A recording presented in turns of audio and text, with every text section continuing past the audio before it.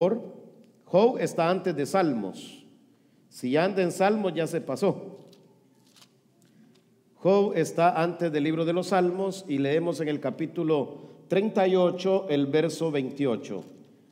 Si usted quiere investigar cómo Dios confronta a las personas y cómo Dios le pregunta cuando usted no le entiende su plan, lee este capítulo 38. Porque a veces uno se llena de tanto reniego. Ay, ¿por qué Dios me hizo gordo? Ay, ¿por qué Dios me hizo chaparro? Ay, y ahí está renegando por todo. Entonces Dios dice, ¿tú crees que yo me equivoqué? Y Dios nos hace preguntas en ese capítulo. Dice, si tú sabes más que yo, entonces tienes razón. Pero date cuenta que no hay hombre sobre la faz de la tierra que sepa más que Dios, jamás.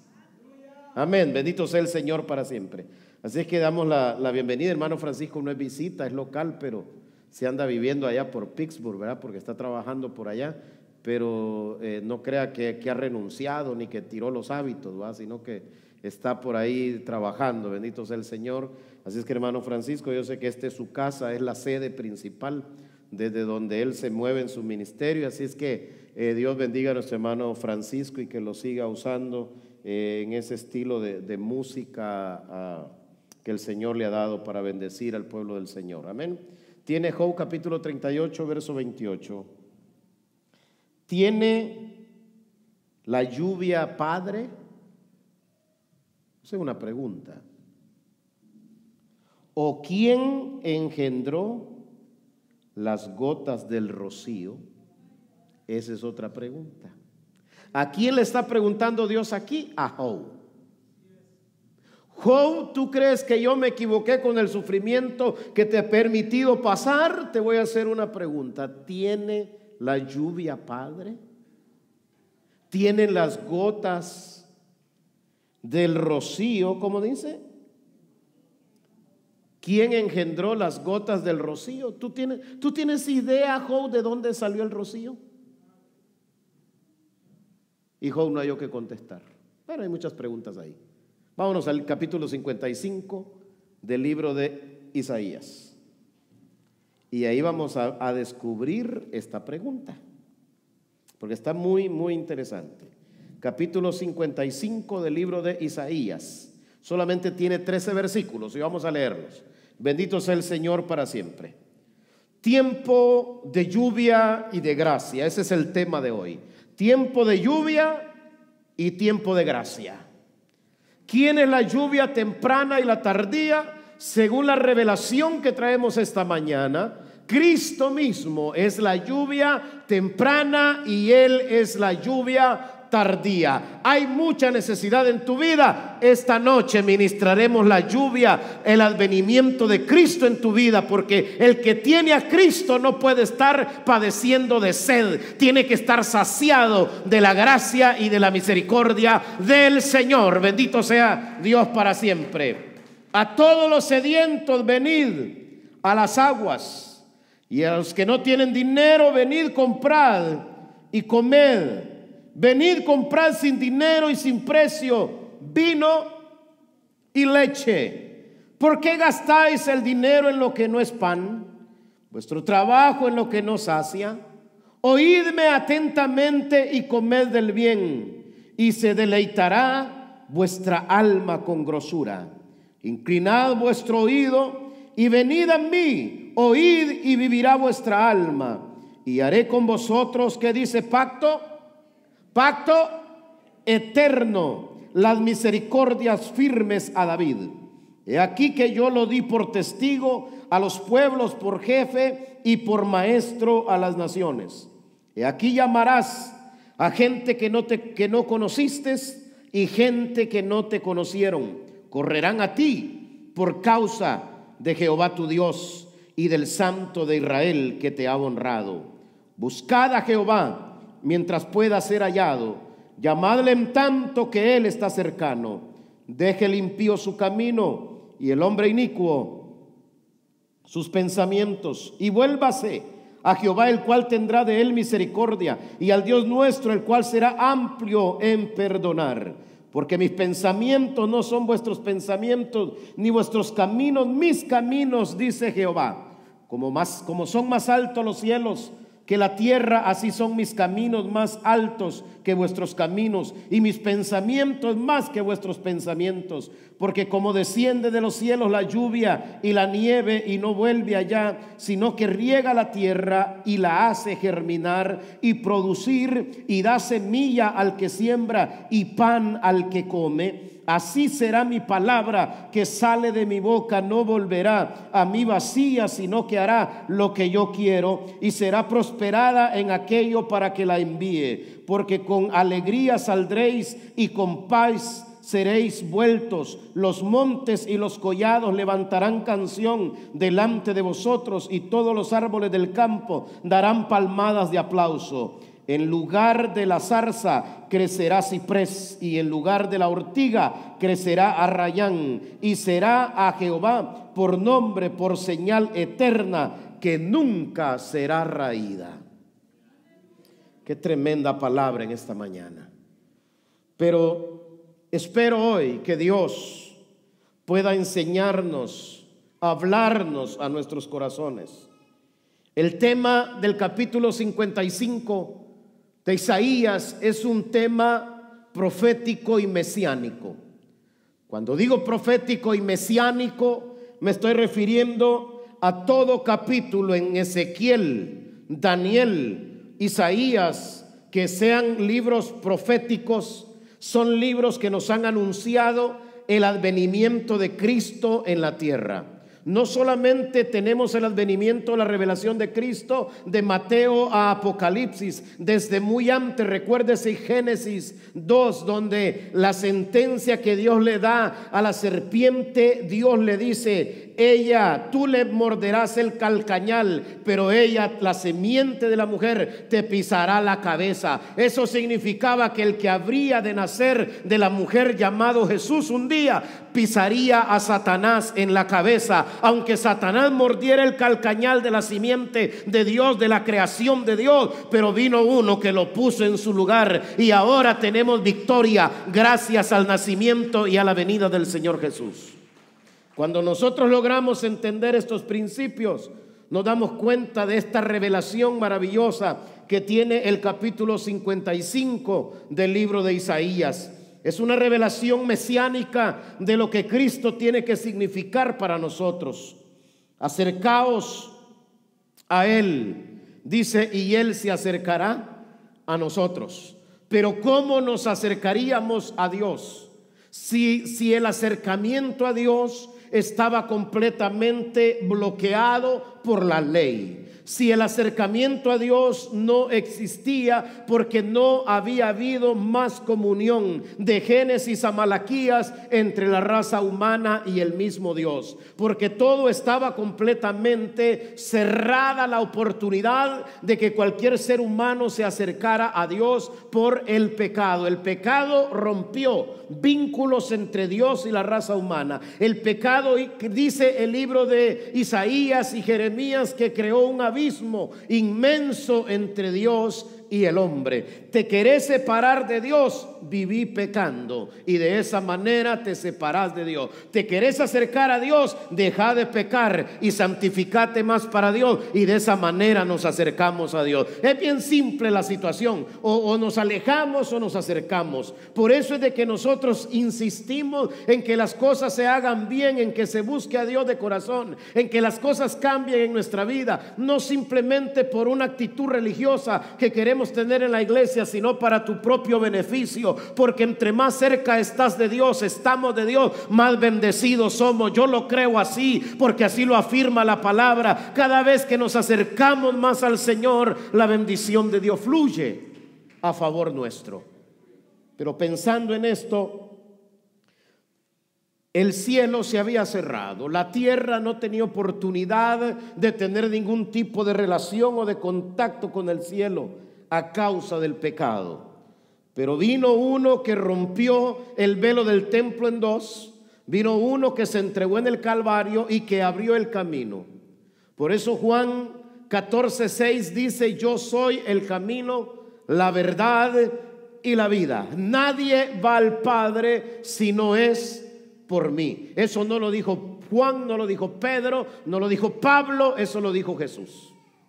Yo soy el camino, la verdad y la vida. Nadie va al Padre si no es por mí. Por lo tanto, ahora como nación, ahora como humanos, ahora como pueblo, tenemos la oportunidad de acercarnos a Dios por medio de Cristo. Usted viene, acepta a Jesús, se arrepiente de toda su vida pasada y trata de ser una persona más cerca de Dios. Tiene la oportunidad de vivir cerca de Dios a través de Cristo. Tenemos la oportunidad de vivir mejor en esta tierra cerca del Señor. Tenemos la oportunidad de aceptar a Jesús y ese camino nos va a llevar al Padre.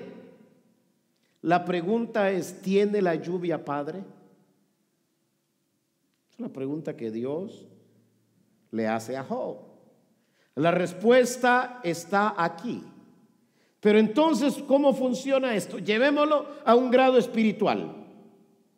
Comienza con una invitación. Este capítulo 55 del libro de Isaías comienza con una invitación. ¿A quiénes? ¿Cómo comienza el versículo 1? ¿A quiénes invita?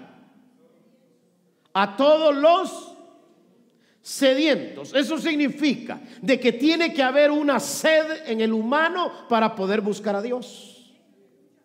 Cuando el hombre o la mujer se sienten satisfechos en el tipo de vida que tienen, no les interesa saber nada de la iglesia, al menos que se le cuelguen los demonios ya hasta por el pelo. Entonces ya los va a llevar la tribulación, los hace buscar a Dios. Pero tiene que haber en nosotros una sed. A veces Dios usa la misma enfermedad, el mismo problema, para que lo busquemos a Él, para levantar dentro de nosotros esa sed. Aquí yo no diría como dice el comercial de la soda, hazle caso a tu sed, ¿verdad? Podemos aplicarlo acá, pero esta no es una sed del estómago, esta es una sed del alma, esta es una sed espiritual que Dios está dispuesto a saciar en nosotros. Dígame, ¿quién es feliz sin Dios? Si con Dios cuesta, no digamos sin Él.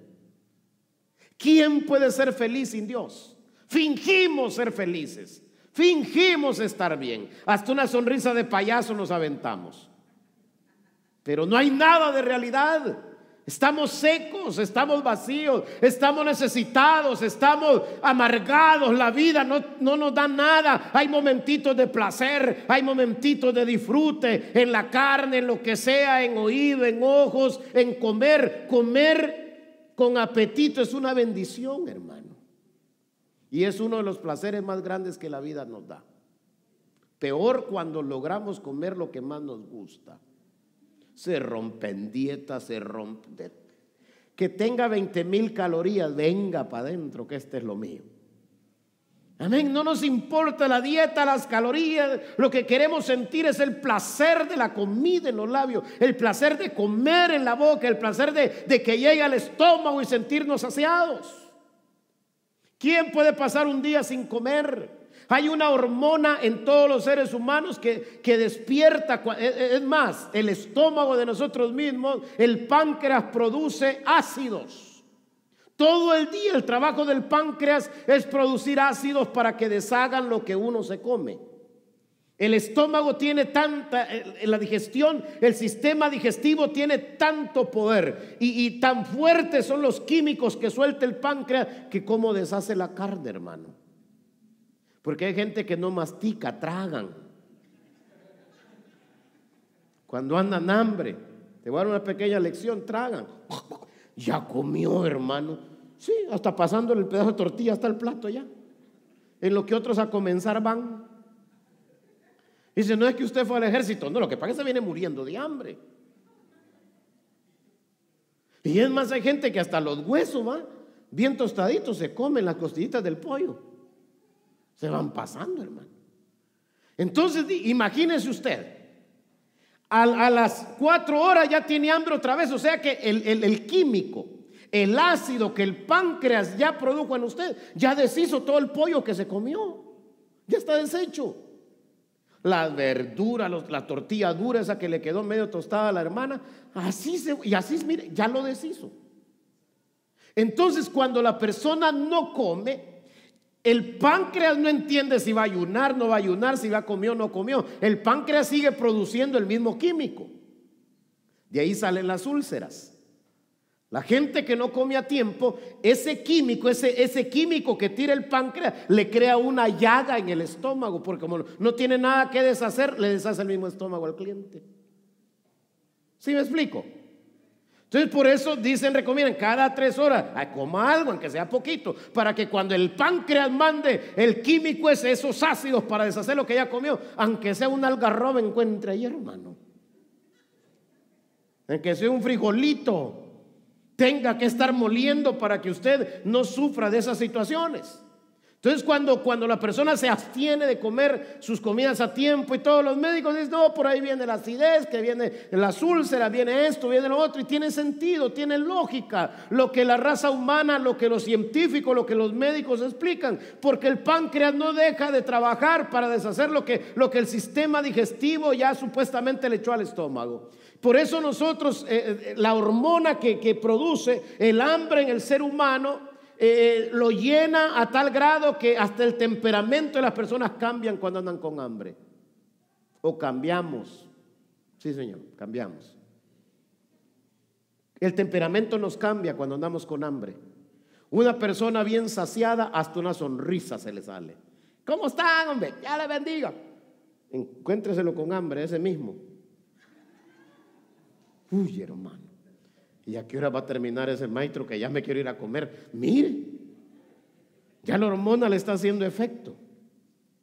Entonces hay situaciones en las que la misma naturaleza nos empuja a echarle lo que nos está pidiendo. Pero ¿sabe cuál es la situación, hermano? La situación es la siguiente: si eso es en lo humano, así también es en lo espiritual. Lo que pasa es que a la gente le cuesta buscar a Dios, le cuesta arrepentirse y dejar las mañas viejas y decir: Señor, yo sé que te necesito, mi alma anhela tus atrios, mi alma tiene sed de ti. Por eso el salmista vio a la montaña y dijo: como el ciervo brama por la corriente de la agua, así clama por ti, oh Dios, el alma mía. Mi alma tiene sed de Dios, del Dios Altísimo. ¿Cuándo yo voy a venir y me voy a presentar delante de Él, aunque ha sido mis lágrimas, mi pan de día y de noche?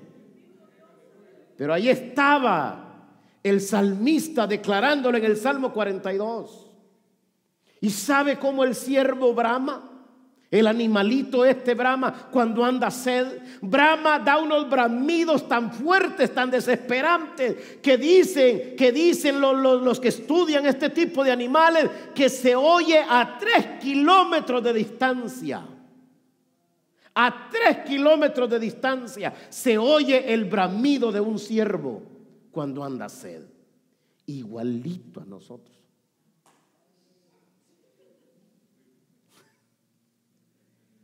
Qué tremendo, ¿verdad? Otros que estudian la naturaleza dicen que los ciervos, cuando andan con sed, incluso ellos van despidiendo una hormona que acerca al enemigo a ellos. Y los leones, ese tipo de las panteras que les gusta comerse a los ciervos, huelen de lejos por dónde va un ciervo desesperado. Entonces este olor del sudor, de la desesperación que el ciervo va produciendo, solamente se le puede quitar cuando se mete al agua. Entonces cuando un ciervo va huyendo incluso de otro animal que se lo quiere comer, él quiere agua para perderle la pista. ¿Sí me explico? Por eso hay 2 maneras en las que el ciervo se desespera por el agua: una cuando tiene sed y otra cuando tiene que escapar del enemigo. Entonces, hermanos, hay diferentes maneras de sentir necesidad de Dios. Dije que cuando el enemigo a veces ataca, cuando el enemigo está ahí borbandeando, cuando ya nos está persiguiendo, cuando ya tiene la olla lista para echarnos ahí y buscamos al Señor, encontraremos en Él una fuente de agua viva, encontraremos en Él el socorro completo para nuestra vida, encontraremos en el Señor el refugio completo para nuestra situación. Pero es importante sentir sed para poder buscar a Dios. De lo contrario, la iglesia para ti se convierte en un momento de aburrimiento, en un momento de angustia, en un momento de ¿y esto qué es? Ver bichas brincando, ver ese maestro gritando, ver a los otros tocando, sin sentido. Y no le encontramos sentido. Pero cuando hay sed en el corazón, todo lo que ves te sacia. Todo lo que se mueve te toca, te ministra y te vas bien a gusto, te vas bien ministrado por el toque de Dios, por la bendición de Dios. Por eso es importante entender el llamado que en este capítulo mesiánico el profeta Isaías hace. Y él dice: a todos los sedientos vengan a las aguas. No solamente van a beber, sino que van a comprar sin dinero y sin precio vino y leche. Y no solamente van a beber, sino que van a comer. Entonces hay algo tan bendecido en este capítulo que la pregunta prácticamente sigue de esta manera. Y dice: ¿por qué se gasta el dinero en lo que no es pan y el trabajo en lo que no sacia? ¿Por qué hay vidas malgastadas? ¿Cuántos años tienes que te hablaron del Señor y no has decidido servirle todavía? ¿Cuánto tiempo le dimos a la carne, al pecado? Hay alguien que dice: yo no creo en los artistas, en los artistas mundanos, y después se hacen cristianos. Así me dijo, y me lo dijo una persona que no es cristiana. Porque cuando iba a venir Gustavo Lima, yo le invité, le dije: oiga, va a estar el de los iracundos. Él me dijo: el que tira cumbos, no, el de los iracundos. El de los iracundos. Y me dijo: no, yo no creo en esa gente. Me dijo: después que le han dado toda su juventud y todos los conciertos al diablo, me dijo, ahí vienen con los pellejitos para el Señor. Y a veces como que tuviera un poco de lógica lo que esta gente dice, ¿cierto o no? Porque eso es lo que uno ve. Dice: no, ya se cansaron de la fama de allá, de los aplausos de allá.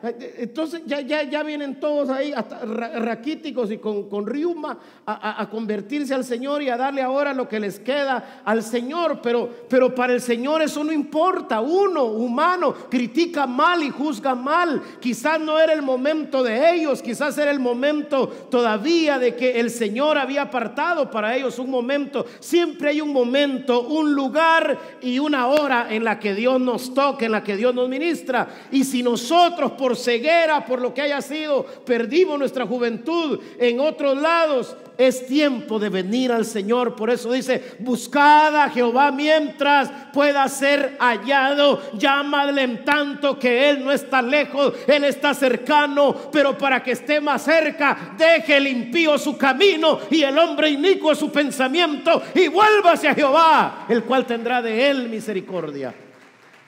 Qué maravilloso capítulo este.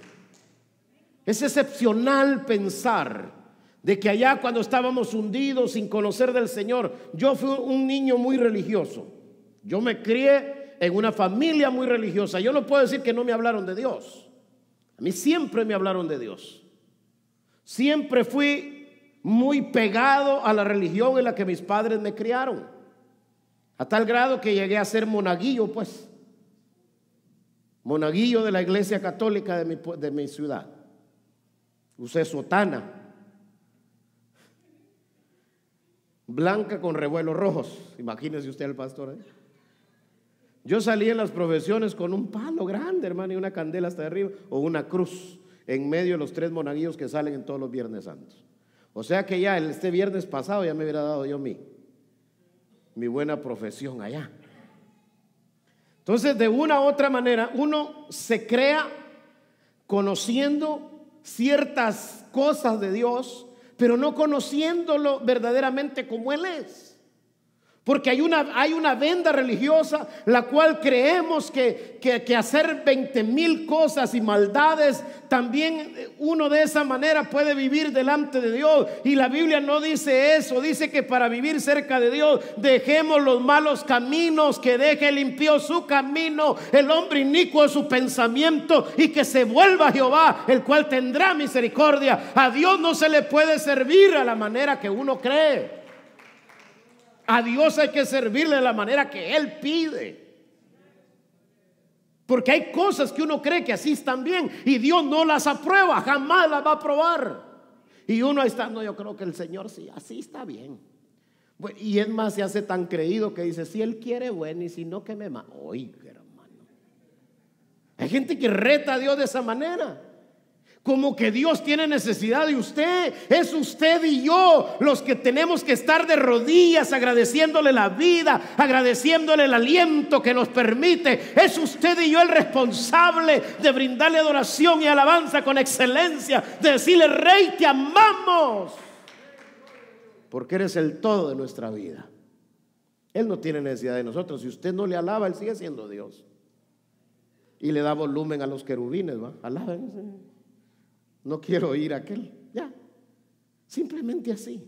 ¿Y quién se queda vacío y seco? Usted. ¿Quién va a sufrir consecuencias si se aparta? Usted. Si usted deja el camino del Señor, ¿a quién le va a dar el diablo en la nariz? No a Dios, a usted. A usted. Usted es el que va a sufrir todas las consecuencias de haber tomado un camino equivocado.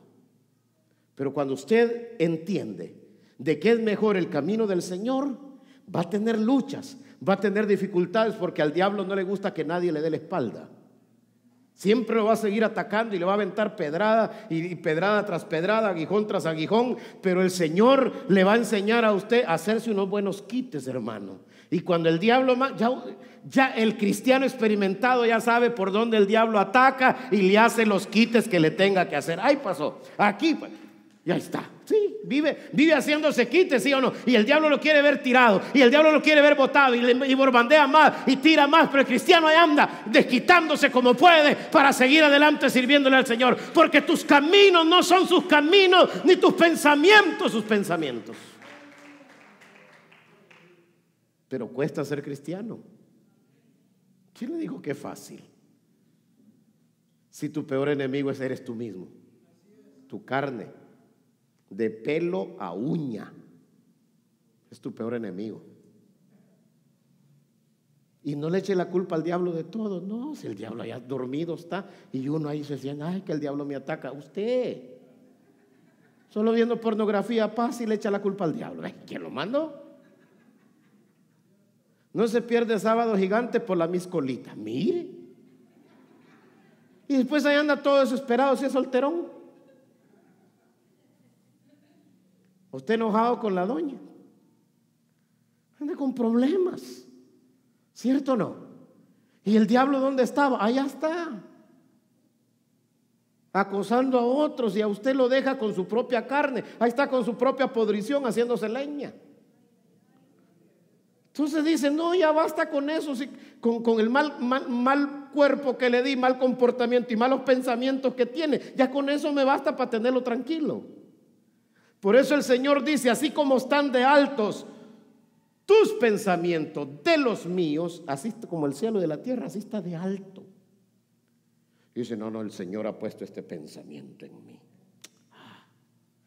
Usted va a ser mi novia. Mire, hasta para, digo yo, la verdad de la gente, hermano, cómo usan el nombre de Dios en vano.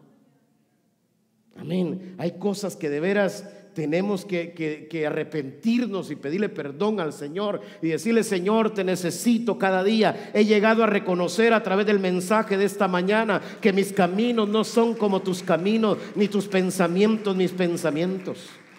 Amén. Pero sigamos enfrascándonos en esta bendición. Jesús quiere saciarnos. ¿Cuántos creen eso?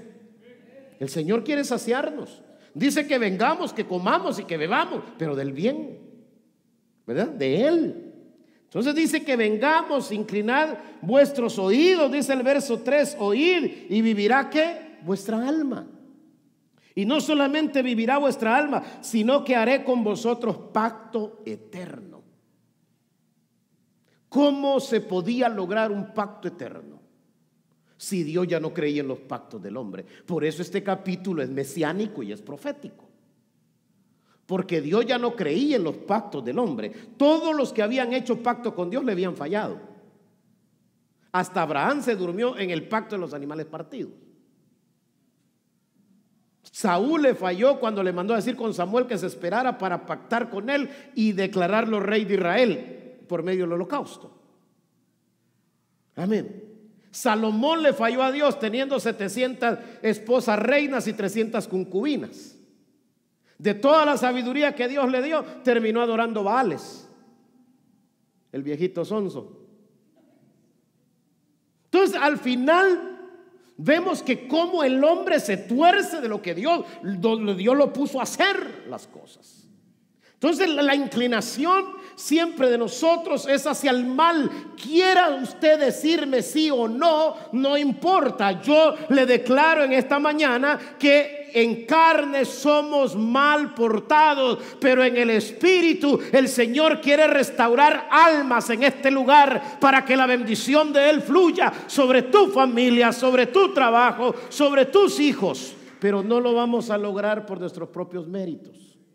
Eso es lo que te quiero decir, que nosotros humanamente somos muy limitados para lograr vencernos a nosotros mismos. Ahorita mismo no me va a decir usted que no está teniendo un mal pensamiento. Ahí está. Ahí está. No me diga que no está teniendo una preocupación. Ahí está. Ahí está metida.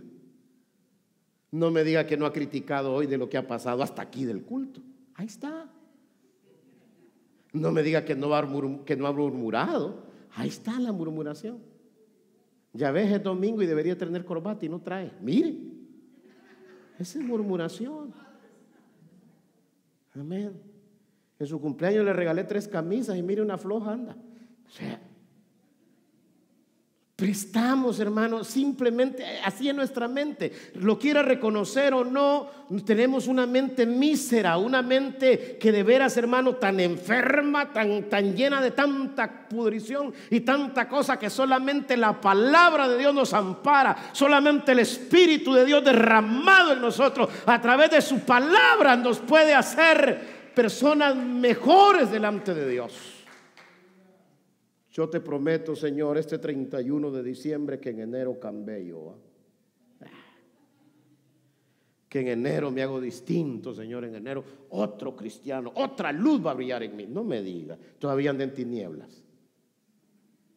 ¿A qué horas va alumbró? ¿A qué horas va a alumbrar? Si la situación no está en que tú lo vas a hacer, el cambio es interno y viene de parte de Dios. Pero tiene que haber sed, lo repito, tiene que haber sentir tu alma necesidad de algo más poderoso, de algo distinto, de un agua que jamás el mundo te ha dado, de una comida, de un pan que jamás ha llegado a tu vida. Es la gracia de Dios, la misericordia y su palabra la que nos sacia. Lo único que al ser humano le puede funcionar, escuchar atentos a Dios. En este verso 3, escuchar atentos a Dios es una de las victorias que podemos tener en la vida. Cerrar los oídos al Señor nos va a ir mal, pero prestarle atención a Él nos va a llenar de misericordia. Es más, el versículo dice: haré con vosotros pacto eterno, las misericordias. Amén, bendito sea el Señor, las misericordias firmes a David. Dios con David le prometió muchísimas cosas. En Abraham serían benditas las familias de la tierra. Y Dios dice: yo no voy a romper mis pactos que he hecho con ustedes. Yo tengo un pacto de bendecirlos. El problema es que no puedo tener acercamiento porque no hay un pacto, no hay nada que haya permitido que ustedes se acerquen a mí. Por eso tuvo que enviar a Jesús. ¿Para qué? uniera ahora lo que estaba roto entre el Padre y nosotros. ¿Qué vino Jesús a hacer? No solamente vino a sanar al ciego Bartimeo, no solamente vino a sanar a la mujer del flujo de sangre. El propósito de Jesús fue más que hacer sanidades. El propósito de Jesús fue más que levantar un paralítico en el tanque de Betesda. El propósito de Jesús fue unir a la humanidad a un nuevo pacto entre el Padre y nosotros que estamos perdidos. Por eso cuando Jesús toma la última cena con los discípulos, Él les enseña el vino y Él dice: este es el nuevo pacto en mi sangre. Dice: el que coma de este pan y beba de esta copa tendrá oportunidad de acercarse al Padre por medio del nuevo pacto. El Antiguo Testamento, en los eruditos, los que estudian teología, en los colegios, en las universidades cristianas, es conocido como el Antiguo Pacto. El Nuevo Testamento es conocido como el Nuevo Pacto. Eso nos da a entender a nosotros bajo qué tenemos que vivir, bajo el Antiguo Pacto o bajo el Nuevo Pacto. Tenemos que vivir bajo el Nuevo Pacto porque es el pacto de la gracia. Yo no sé si me estoy explicando, pero el Nuevo Testamento es el pacto de la gracia. Es la puerta que se abrió para nosotros como gentiles, como pecadores que no teníamos oportunidad de llegar al Padre. ¿A quién Dios le escucha porque es bueno o perfecto? ¿Alguien puede levantar la mano? Pastor, a mí el Señor me escucha porque soy, usted no tiene idea, un cristiano, pero cristiano, papá. No hablo mal de usted, no critico a nadie, no hago esto, no hago lo otro, no tengo ojos altivos, no tengo lengua mentirosa, no tengo labios, no tengo pies presurosos al mal, no tengo manos derramadoras de sangre inocente. O sea, no tiene nada. Entonces a mí si Dios me oye, porque mire, por eso yo tengo el celo de Dios. Y el cristiano que no es buen cristiano y me cae mal, ya peco. Ya con eso, ya no siga hablando porque ya la regó, pues. Entonces cuando nosotros lo creemos de que Dios, por lo que somos, tiene la responsabilidad de oírnos y de darnos, estamos actuando equivocadamente. Somos santificados y redimidos por la sangre de Jesucristo. Somos perfeccionados delante del Padre porque el Padre ve a Jesús en ti, porque el Padre no te ve a ti, ve a Jesús en mí. Entonces por medio de Jesús el Padre nos responde, el Padre nos ministra, el Padre nos da, cubre nuestras necesidades, no por lo que somos o por lo que pretendemos ser delante de Dios, sino por lo que Jesús representa delante del Padre. Entonces, entendamos este punto, verso 4. Entonces Dios dice que mantiene su pacto eterno con las promesas de misericordia que le juró a David.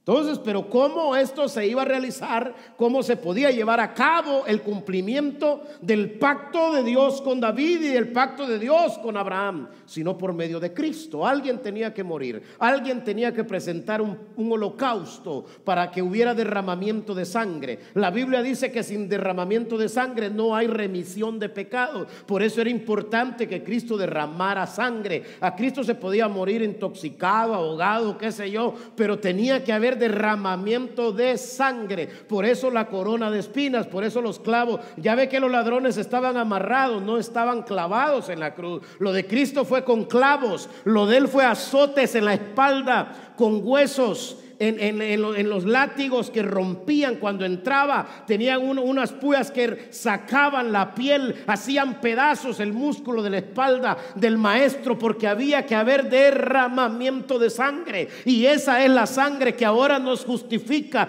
porque al haber derramamiento hubo remisión de pecados, hubo perdón de pecados. Por eso lleguémonos al Padre por medio de la sangre de Jesús y seremos personas perdonadas, restauradas y bendecidas por Dios. Hay una sangre que te hace y justifica tu vida delante del Padre, y es la sangre de Jesús. No son tus obras para que ninguno se gloríe, dice la Biblia. Son la sangre del Cordero. Entonces en el verso número 4, he aquí que yo lo di por testigo a los pueblos, por jefe y por maestro a las naciones. ¿A quién corremos hoy sino a Jesús? ¿Quién es nuestro amparo? ¿Quién es nuestra fortaleza? Hay que correr al Señor. Amén. Yo no puedo encontrar refugio en nadie más que no sea en el Señor. Digo, para mi situación espiritual. Ahora, si un ladrón me viene siguiendo, un policía cerca, me le voy a pegar al policía.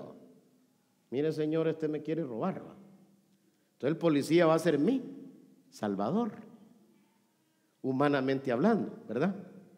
Pero espiritualmente hablando, ¿a quién acudir? Si el psicólogo no pudo hacer nada conmigo, loco me dijo que estaba. Va uno al doctor con todos los síntomas que tiene, no le hallan nada.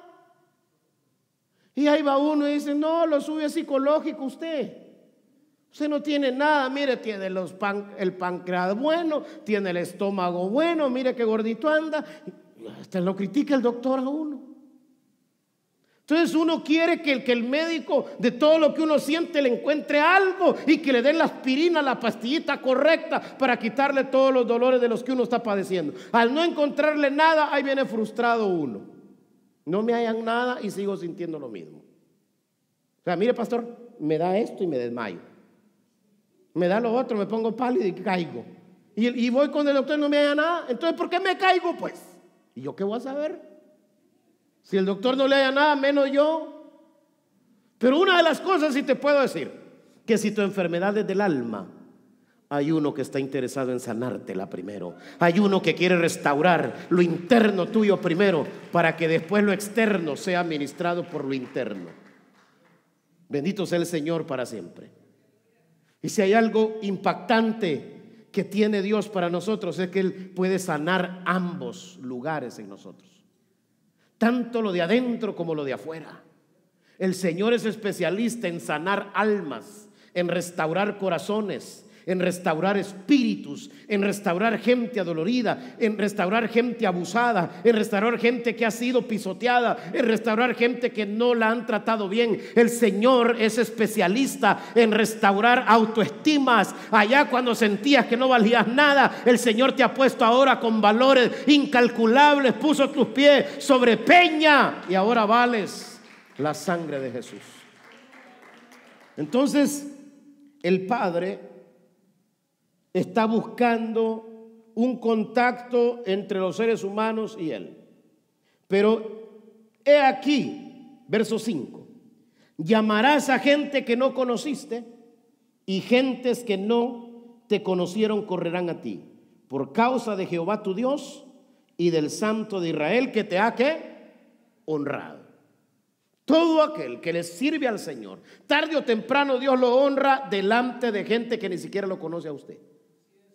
Dios te va a honrar, hermano. Dios va a usar gente que te bendiga, que no son ni siquiera tu familia. Ay, tu familia pasa a criticarte, llegan a la casa. No los metas en la cocina si no son de bendición. Ahí llega la familia de uno. Ay, Dios, qué pelado está esto. Aquí no tienen nada en la refri. Sí, pero se sueltan unos 100 pesos para llenarla. Pero no va a llegar uno que nadie ni siquiera conociste. Hermana, aquí vengo, el Señor me ha tocado para que la bendiga. ¿Cierto o no? No necesitas irte a criticar primero los gabinetes.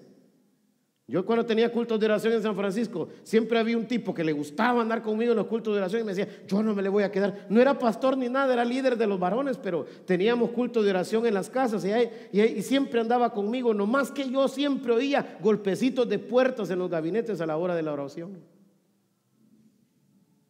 porque siempre andaba con hambre. Y a cada casa que se iba conmigo, a la hora que el dueño de la casa y yo estábamos orando todos, se metía a la cocina a andar buscando comida en los gabinetes.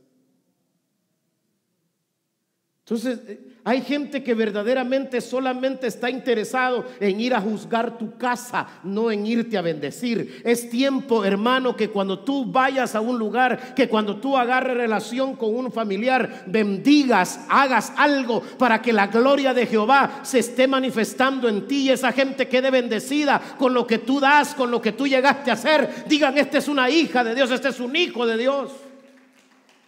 Porque son circunstancias en las que el Padre está interesado en ayudarnos, está interesado en bendecirnos.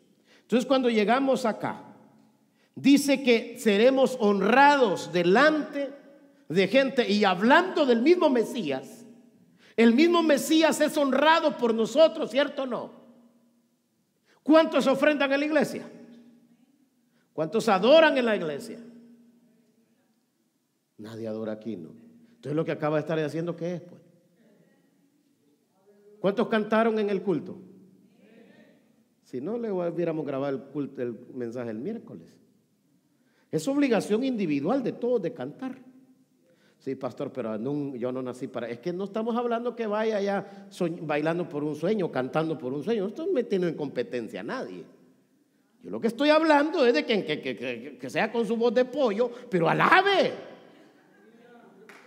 Amén. No sé si me explico, pero su responsabilidad es alabar a Dios, bendecir su nombre. A mí si toquen la nota, a lo mejor no tengo ni nota ni tendré nunca nota, pero hay una nota que se nota, y esa es la nota del cielo, de la sed tuya de exaltar y honrar el nombre del Señor. Por eso aquí el profeta Isaías dice: Él será honrado por gente que nunca lo conoció.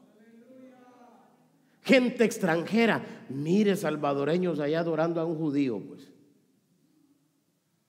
¿No le parece que es cosa de que no tiene lógica? En lo humano no tiene lógica. Pero aquí el profeta exalta al Mesías y dice: tú serás honrado por gente que nunca te conoció, humanamente hablando. Pero ahora le hemos recibido como nuestro único y personal Salvador. Habemos mexicanos, habemos salvadoreños, peruanos, guatemaltecos, hermano, exaltando el nombre del Señor, hondureños, hermano, se sueltan en la adoración y la alabanza. Y no importa que seamos extranjeros, advenedizos y lo que sea, inmigrantes mojados 3 veces, ¿va? No importa. Que los hermanos Tigres nos tiraron una canción, no importa. Pero de la manera que seamos y existamos en la humanidad, estamos y hemos sido creados para alabanza de su gloria. Fuimos llamados para exaltación de su gloria. Fuimos llamados para honrarlo. Entonces el profeta dice: te honrarán gente de diferentes partes de todas las naciones. Te honrarán. Y eso es maravilloso verlo. Ahora, hermano, nosotros entendamos esto, que la palabra fue hecha carne. ¿Qué era Jesús antes? Verbo, ¿verdad? Juan 1:1, hermano. Si me puede dar Juan 1:1. Juan 1:1 sí, declara de que Jesús era palabra, verbo, pero que ese verbo se hizo ¿qué? Carne, y habitó entre medio de nosotros.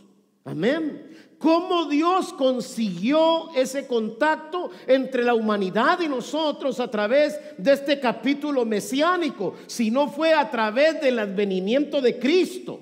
Pero para que Cristo funcionara en el plan de Dios, tenía que ese verbo hacerse carne. Era el Dios mismo encarnado. Fuimos a aplicar a una iglesia allá en San Mateo para que nos rentaran anteriormente. Hoy que andábamos buscando, y el pastor me hizo una pregunta y me dijo: ¿tú crees que Dios fue 100% hombre y 100% Dios? Y yo me quedé pensando. Le dije: sí. Ah, pues está bueno. Pues hasta aquí no sé ni por qué me preguntó. Pero hay gente que tiene ideologías distintas, a lo mejor teologías diferentes con respecto a quién es Dios. Pero si hay algo que yo he aprendido, es a no discutir con las teologías o las ideologías. Hasta con el ateo a mí no me gusta discutir. Que él se quede con su rollo. Yo sé quién es Dios y se acabó. Si él me cree lo que yo le digo, bueno, y si no, que Dios lo libre del infierno. Es todo lo que te puedo decir. Pero la palabra de Dios no ha sido para convencer ni para contender con nadie. La palabra de Dios es para los sedientos, para el que tiene necesidad, que venga a las aguas, no para el que quiera andar peleando. Yo no estoy acá para pelear religiones con nadie. Estoy para decirle que el sediento encuentra sosiego en Jesús, que hay una fuente de agua viva que se le presentó a la samaritana en el pozo de Jacob y le dijo: bebe de esta agua y no volverás a tener sed. A eso. En el principio era el verbo. ¿Qué es un verbo? Es una palabra que va en una oración determinando o señalando algo en la oración. Entonces Jesús era el Verbo. El Verbo era con Dios. Y el Verbo era Dios. Entonces la pregunta del pastor, ahí está. 100% Dios y 100% hombre. Ahí está. ¿Sí me explico? Entonces leamos el verso 2, hermano. El Verbo era Dios. Este era en el principio con Dios. Jesús no existió desde Mateo para acá. Jesús ya existía en espíritu con el Padre. ¿Sí me estoy explicando? Entonces Jesús ya era con el Padre desde el principio. ¿A quién cree que le dijo Dios: hagamos al hombre a nuestra imagen y semejanza? ¿A quién? Exacto. Él no le dijo a los ángeles, porque Dios no se parece a un ángel. Tuvo que haber estado con él alguien igual a él, para él decirle: hagamos al hombre. Él no dijo: yo voy a hacer al hombre conforme a mi imagen y conforme a mi semejanza. Dios no dijo así. Dios dijo: hagamos al hombre a nuestra imagen. Hijo, ¿me estás oyendo? Sí, papá. Va. A nuestra imagen y semejanza. Salimos guapos, ¿cierto o no? Dele un aplauso al Señor. Amén. Verso 3, hermano. Verso 3. Todas las cosas por él fueron hechas, y sin él nada de lo que ha sido hecho fue hecho. Verso 4. En él estaba la vida, y la vida era la luz de los hombres. 5.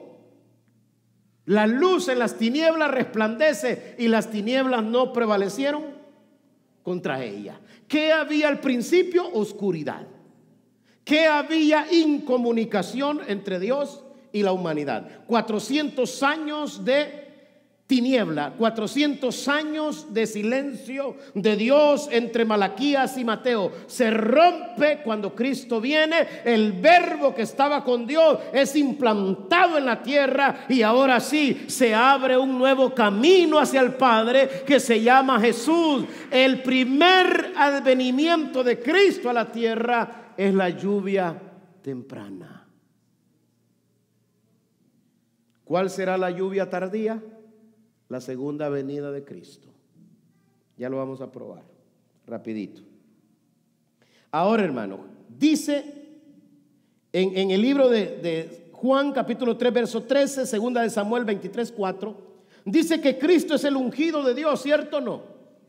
Dice que Cristo es el ungido de Dios, que Él es como lluvia que hará brotar la tierra. Cristo es, amén, como lluvia que hará brotar la tierra. ¿Cuál es el trabajo de la lluvia? Ahí en capítulo 38 de Job dice: ya vieron ustedes que cuando no llueve los terrones se pegan uno con otro, dice, y se hacen duros, ¿va? Entonces en algunos versículos del capítulo 38 de Job, Dios le dice a Job: ¿y quién manda la lluvia para que esos terroncitos se pongan bonitos, va? Y se haga fértil la tierra? ¿No es Dios? Entonces, ¿quiénes éramos nosotros? Personas duras, difíciles de ser manipulados. Mire qué mansitos somos ahora, gracias al Señor. Pero aquí vemos unos que éramos fieras, yegua, ¿va? Que era muy difícil. Pero gracias a quién? Al Señor logramos sujeción. Yo no me sujeto simplemente por darle gusto a usted. Yo me sujeto al Señor antes de soltarle una palabra. Digo, cuando ya estoy abajo de aquí, va. Porque aquí arriba suelto lo que sea. Aquí nadie me alcanza. Y si me quieren, me meto allá. ¿Y qué? Cierro la puerta con llave y ya no me sacan de ahí. Amén. Pero cuando uno prácticamente está lleno de Dios, es el Señor el que toma control de tu lenguaje, de tus emociones, de quién tú eras antes y quién tú eres ahora. Mucho le damos gracias al Señor porque estamos aquí adorando su nombre, pero con el carácter que traíamos estaríamos muertos, estaríamos en una cárcel, estaríamos quizás en una silla de ruedas, pero gracias al llamado, a la iluminación que el Rey de Reyes hizo a nuestra vida, ahora estamos acá vivitos dándole la gloria y la honra al Señor. porque nuestro carácter era peor que el de Pedro. Pedro no se bajaba la espada, muchos no se bajaban la escuadra, ¿va? La que se hallaron botada de los guerrilleros que tiraron ahí por su casa. Pero ahí la andan. Y a lo mejor no se va a morir la gente de la bala, sino del óxido.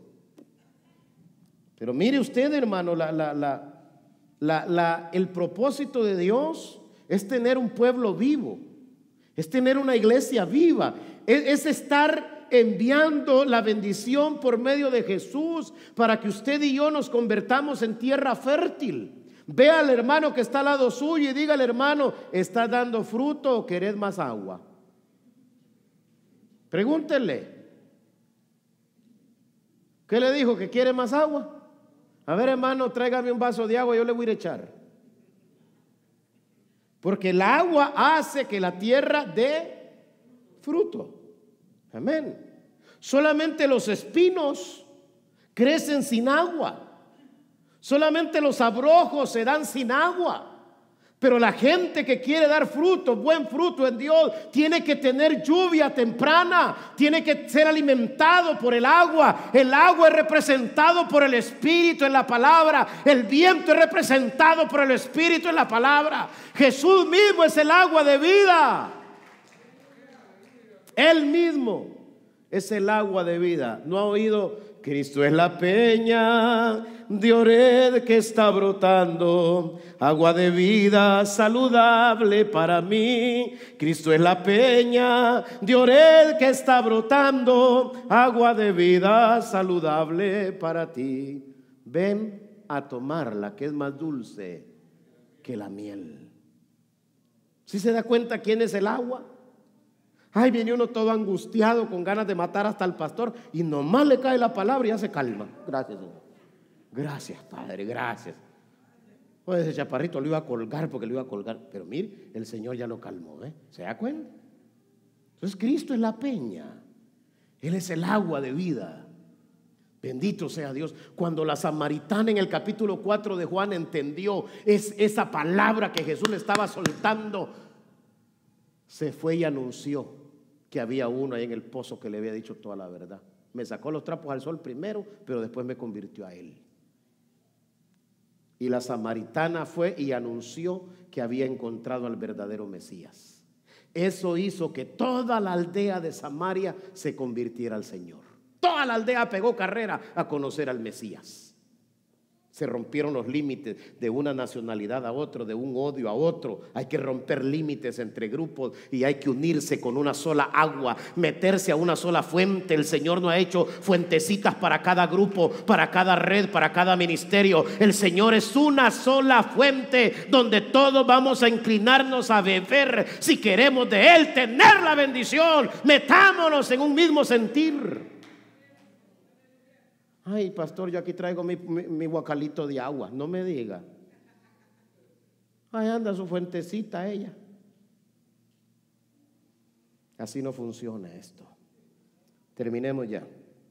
Él vino para que la tierra infértil se convirtiera en una tierra fértil. Capítulo 15 del Evangelio de Juan. En el capítulo 15 del Evangelio de Juan encontramos una verdad. Solamente hay 3 razones, según Job capítulo 38, por las cuales Dios envía lluvia a la tierra. 3 razones poderosas por las cuales Dios envía lluvia a la tierra. Dígame una razón que usted piense. Según el libro de Job capítulo 38, hay 3 razones por las que Dios envía lluvia a la tierra. Dígame una.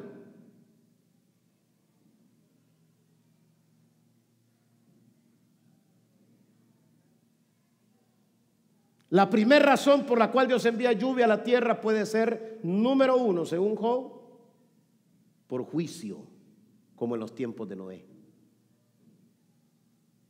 O si no, mire Honduras cómo quedó devastado por aquel huracán. ¿Cuál era? El Andrew, Fifi, Katrina. ¿Cómo quedó Nueva Orleans con Katrina? ¿Cómo han quedado países arrasados completamente por un huracán? Y uno dice, ¿por qué se dan temblores tanto en China, pastor? Porque son muy asesinos, son muy criminales. En China se practica el aborto como a la luz del día. Todo varoncito que nace, porque toda mujer que nace, hembrita, perdón, en China la tiran. Nomás nace, se la quitan a la mamá y la tiran en una fosa.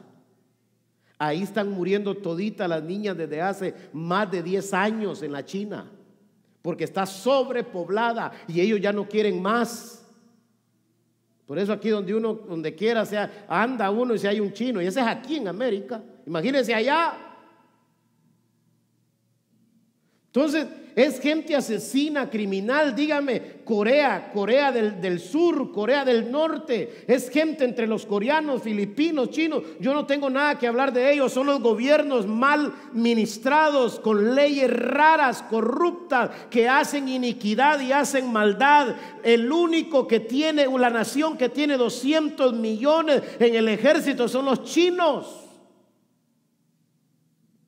Y no dice la Biblia en la guerra de Gog y Magog que aún ellos correrán a hacerle guerra al Cordero con los 200 millones. Eso fue, Juan lo reveló en Apocalipsis y dice: yo lo vi cómo se juntaron en el desierto para hacerle guerra al Cordero. Pelearán contra el Cordero, pero el Cordero los vencerá con la espada aguda que sale de su boca. Dice Juan, lo destruirá, porque ahí estará el anticristo con ellos. Y cuando nosotros logramos entender de que hay muchas cosas, hermano, en las que este mundo está funcionando mal, logramos entender que estar bajo el refugio del Señor es lo mejor que nos puede pasar. Gracias a Dios que tú tuviste sed un día de conocer al Señor. Dice Juan 15:1: yo soy la vid verdadera y mi Padre es el labrador, dice Jesús. Todo pámpano que en mí no lleva fruto lo quitará, y todo aquel que lleva fruto lo limpiará, para que lleve más fruto. Verso 3: ya vosotros están limpios por la palabra que os he hablado. Permaneced en mí y yo en vosotros. Como el pámpano no puede llevar fruto por sí mismo si no permanece en la vid, así tampoco vosotros si no permaneces en mí. Yo soy la vid, vosotros los pámpanos. El que permanece en mí y yo en él, este llevará mucho fruto, porque separado de mí, dígale al que está al lado suyo: separado del Señor nada podemos hacer. Él es la lluvia que viene a nosotros para que nazca el fruto. Es así de fácil. Entonces, hermano, por estas tres causas Dios envía lluvia. Una, puede ser para juicio. Dos, para hacer germinar la tierra. ¿Sí me explico? Y tres, por misericordia, para que el pobre no muera de hambre por las sequías. Dios tiene tres razones por las cuales envía lluvia. Uno, repito, para juicio muchas veces. Ahí en el capítulo 38 dice que Él es el que mueve las nubes para que funcionen de la manera que Él quiere contra una nación. Por eso cuando el huracán aquel venía a golpear las costas salvadoreñas y todo el pueblo se puso a orar, ahí se deshizo cuando pegó y tocó tierra. Ni siquiera un muerto hubo cuando los pronósticos eran de que mucha gente en las costas iba a morir. Pero si hay algo que El Salvador tiene de virtud y tiene de bueno, que jamás se ha soltado, aunque sea un pequeño remanente de las manos de Dios. Hayan estado siempre clamando al Señor entre medio de pandillas, entre medio de mareros y entre medio de todas las desgracias que la maldad ha llevado a esa nación. Siempre hay un pueblo que ha estado pendiente y sabiendo de quién se iba a agarrar. Antonio Saca, que también es un delincuente, pero ahí estaba de presidente en ese tiempo, y él mismo pidió a todas las iglesias que se pusieran de rodillas a orar a la hora que el huracán tocaría las costas salvadoreñas, y eso no pasó absolutamente nada. Cuando el huracán tocó las costas, venía con más de 100 millas de fuerza y ahí se desvaneció. Fue un milagro de Dios ahí. Dos, Dios hace y manda lluvia para hacer funcionar la tierra. Sin la lluvia la tierra no funciona. Usted sin Dios y yo sin Dios no somos nada. por más conocimiento que tenga, por más bonito que cante, por más bonito que exalte, por más talentos que tenga, usted sin Dios es un bagazo, simplemente es una apariencia que está ahí, pintada o qué sé yo cómo se presenta, pero ahí está, no siendo ni fluyendo en nada. Pero usted y yo, por sencillos que seamos, llenos de la gracia de Dios, podemos hacer cosas extraordinarias delante del mundo, exaltando y adorando el nombre del Señor. Así es de cierto esto. Para irnos a casa, la misericordia de Dios está sobre la tierra, porque por misericordia manda lluvia. Aunque los indios hagan ¿cómo se llama? Hacen ceremonias para que llueva, ¿va? Y los salvadoreños no, en la escuela las niñas, que llueva, la Virgen de la... Ay, andan, mire. Eso no hace que Dios mande lluvia. ¿Quién le dijo a usted que si los Pachamama de allá de Bolivia levantan, ¿cómo se llama? Ceremonias en la montaña más alta, y los Pachamamas se ponen ahí a cantar y a decir que llueva al Dios de la lluvia? No existe tal Dios de la lluvia. Hay un solo Dios que controla cielo, tierra, mares, universo y todo, y lo controla a usted y a mí. Se llama Jehová Dios de los ejércitos, y ante Él se dobla toda rodilla y toda lengua confiesa que Él es el Señor. Por lo tanto, por más ceremonias, por más ritos que la gente haga, así se llama, ritos, para que llueva, no va a llover si a Dios no le place romper las ventanas de los cielos. Pero cuando Dios dice voy a enviar lluvia, Él envía lluvia por su misericordia, por su bondad. El pobre, el menesteroso recibe la bendición de la lluvia en el campo. Aquel que sembró, que preparó la tierra, aquel que ya aró para poder tener una semilla y que esa semilla germine. Dice que así como el sembrador espera con ansias la lluvia, así usted y yo esperemos la venida del Señor. Esperemos la venida del Señor. Iglesia, Cristo viene. Dale un aplauso al Rey. Cristo viene. Él es la lluvia tardía y es la lluvia temprana. Ponte de pie esta mañana. ¿Cómo medimos el tiempo de la gracia? Cristo mide el tiempo de la gracia. Su primer venida es la lluvia declarada temprana. En su segunda venida se cierra la oportunidad. Ahí se acabó todo. En el rapto de la iglesia se terminó el tiempo de la gracia. No te preocupes si siempre cantaste y nunca llegaste a predicar, porque en el cielo tu ministerio sigue. Los predicadores son los que vamos a descansar.